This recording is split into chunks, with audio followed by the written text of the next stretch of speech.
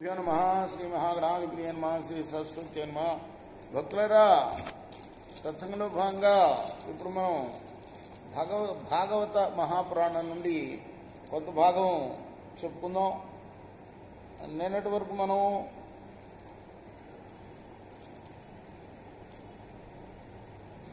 పాత 12 స్కందాల్లో 6 స్కందాలు పూర్తి చేసాం.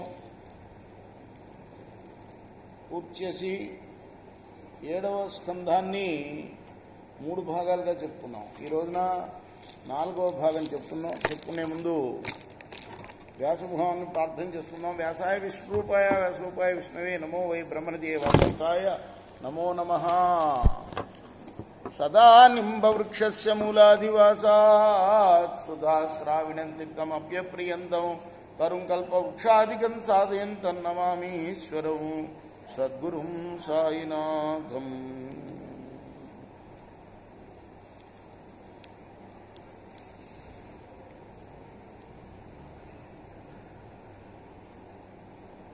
ఈ భక్తులు ఆ రమా మనోహరుణ్ణి సేవించి భావించి కామించి ద్వేషించి కూడా భయపడి భంగపడి కొందరు, ఆయనతో స్నేహం పెంచుకొని సేవ చేసి కొందరు, ఆ దేవునికి అంకితమై కొందరు సద్గతిని సంపాదించారు. ఓ రాజరిషి, ఆ శ్రీహరి పట్ల కామ క్రోధ మోహ మతమాత్సర్యాలనే 6 గుణాల్లో ఏ ఒక్కటి కూడా లేని కారణం చేతనే వేణుడు అనేవాడు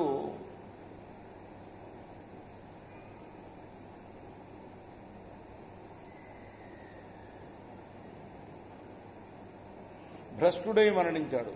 కనుక మైత్రితో కానీ వైరంతో కానీ ఏదో ఒక విధంగా మనుషుడు భగవంతుని నిరంతరం ధ్యానం చేస్తూ ఉండాలి. ధర్మజా, ఇదంతా ఎవరెవరికి చెప్తున్నాడు? నారదుడు ధర్మజుడికి చెప్తున్నాడు.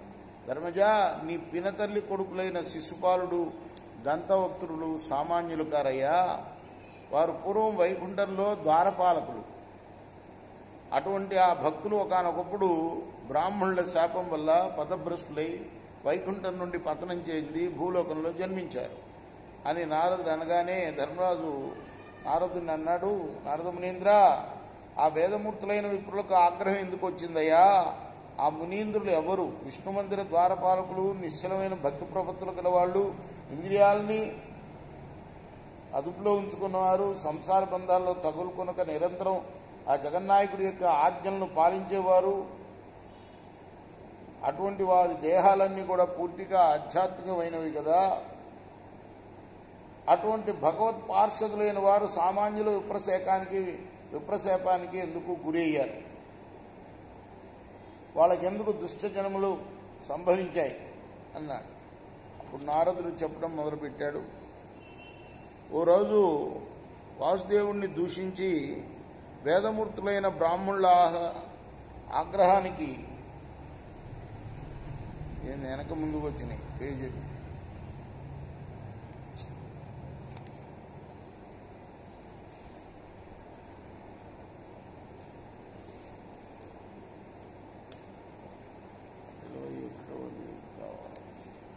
ఇలా కనపడింది ఒక పేజీ ఇక్కడ ఎక్కడో.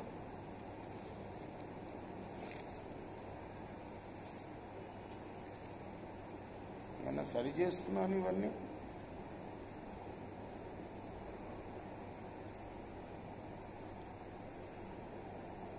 అని రాజేంద్రుడు అడగగానే ధర్మరాజేంద్రుడు మునీంద్రుడు అన్నాడు, సనక సనందనాదులు బ్రహ్మమానస పుత్రులు. వాళ్లే బ్రాహ్మణులు. అంటే బ్రహ్మ సంతానం అంతా బ్రాహ్మణులే కదా. వాళ్ళు ఒకనాడు దైవవశాత్తు ముల్లోకాలు సంచరించి వస్తూ 5-6 ఏళ్ల బాలకులుగా దిగంబరై వైకుంఠం వెళ్ళారు. అప్పుడు విష్ణుమూర్తి అంతఃపురంలోనికి వారు ప్రవేశించబోయారు. అప్పుడు అక్కడున్న ద్వారపాలకులు సనక సనందనాదులని వారించారు. బాలరూపధరులైన వారు ఆ సనక సనందనాదులు రమాదేవికి నాథుడైన విష్ణుదేవుడికి ఎంతో ప్రియమైన వారు.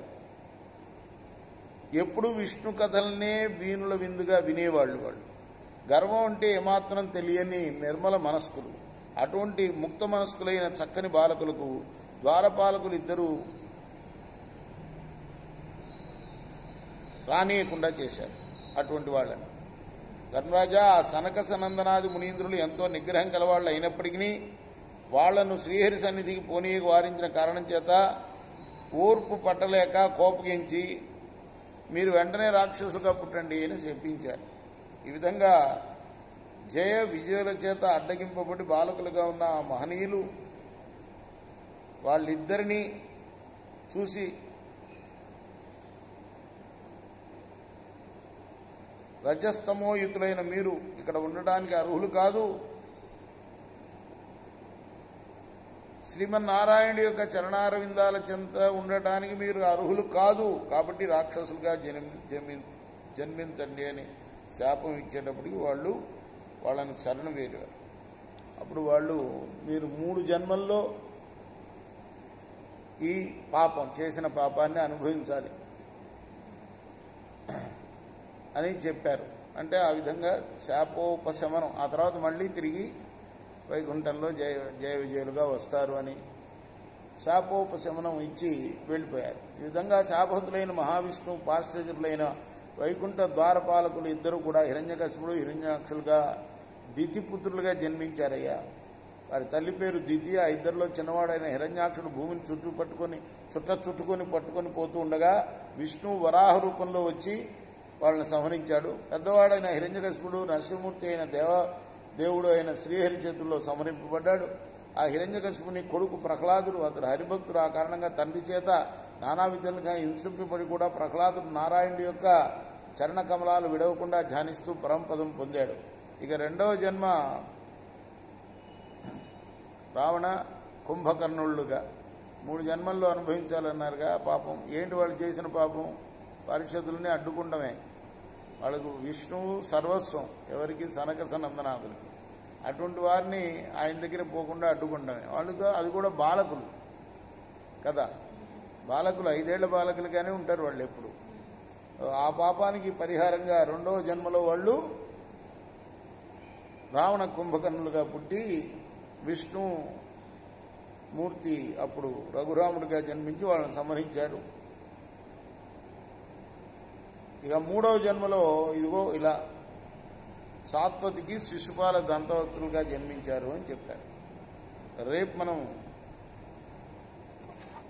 5వ భాగంలో మిగతా కథ చెప్పుకుందాం. కృష్ణార్పణం. సాయి కృష్ణార్పణం. స్వస్తి ప్రజాభ్య పరిపాలయంతాం న్యాయేన మార్గేణ మహిమహీష గోబ్రాహ్మణేభ్య శుభమస్తు నిత్యం. లోకా సమస్తాః సుఖినో భవంతు. కృష్ణార్పణమస్తు. సాయి कृष्णानंद सद्गुरु साईनाथ महाराज की जय. जय गौराहरती गो सद्गुरुनाथ देव साईनाथ. पांचभूति तत्वमुलाने हारतली तुमरा निर्गुणम స్థితి వేడి ఎట్టి ఆకారం పొందిదువో సాయిరాం. నీవే ఇంక ఉంటివి తల్లి వలె రజోతమో సత్వము నుండి మా ఇటు జనించే